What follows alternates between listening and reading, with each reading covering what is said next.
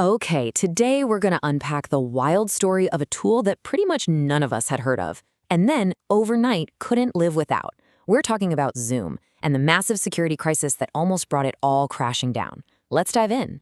I want you to think back to 2020. I know, it feels like a different era, but it was also just yesterday, right? 1 minute, everything's normal. The next, your entire life, your job, your kid's classroom, your happy hours, even your family holidays, it's all happening inside this little box on your computer screen. And just like that, this one company, Zoom, just exploded. I mean, the growth was on a scale we'd never seen before. It went from being this kind of niche tool for businesses to the digital glue holding our entire society together. But as we found out, moving that fast, well, it comes with a price. So, as millions and millions of us were logging on every single day, something weird started to happen.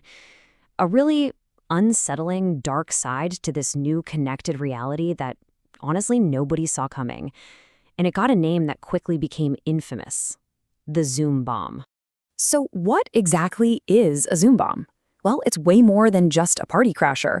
These uninvited people weren't just showing up to be annoying. They were there to cause absolute chaos, hijacking calls and blasting them with all sorts of horrible, offensive, and totally unwanted stuff.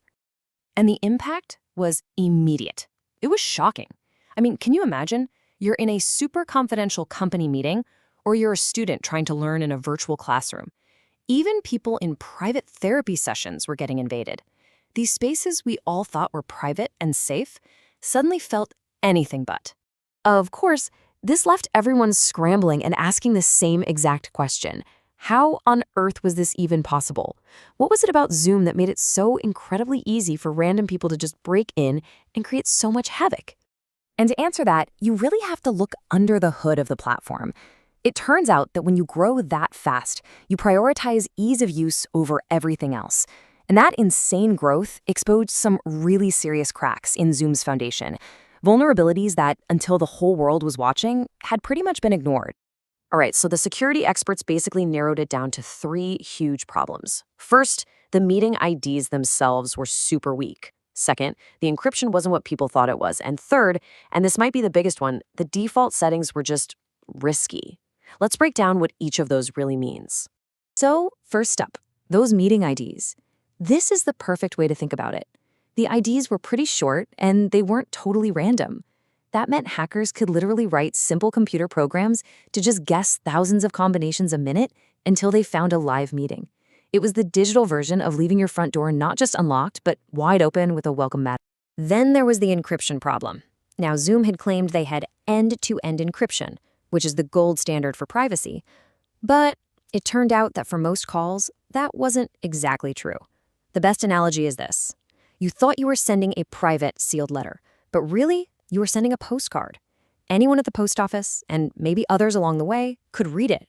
Your private conversations weren't so private after all.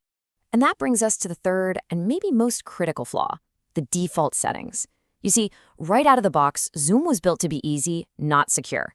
By default, anyone in a meeting could share their screen, and there was no waiting room to let the host approve who comes in. All the tools to prevent Zoom bombing, like waiting rooms and host-only screen sharing, they were there, but you had to know to go into the settings and turn them on yourself. And most of us, of course, did. Well, the public backlash was huge, and it forced a major reckoning. Zoom had to slam the brakes on new features and focus entirely on security. And this whole crisis taught not just them, but the entire tech world some incredibly important lessons about how we keep ourselves safe online. So it really boils down to three main takeaways. First, this idea of security by default. That means new products should ship with the safest settings turned on from the start, not the easiest. Second, when you find a problem, you fix it. Fast. No more waiting. And finally, user awareness. At the end of the day, we also have a role to play in protecting ourselves. And that's really the heart of it, isn't it? Our safety online is a shared responsibility. It's a two-way street. The company has to build a safe house with strong locks, but we, as the users, have to remember to actually turn the key and lock the door. So this whole saga leaves us with a really important question for our modern world.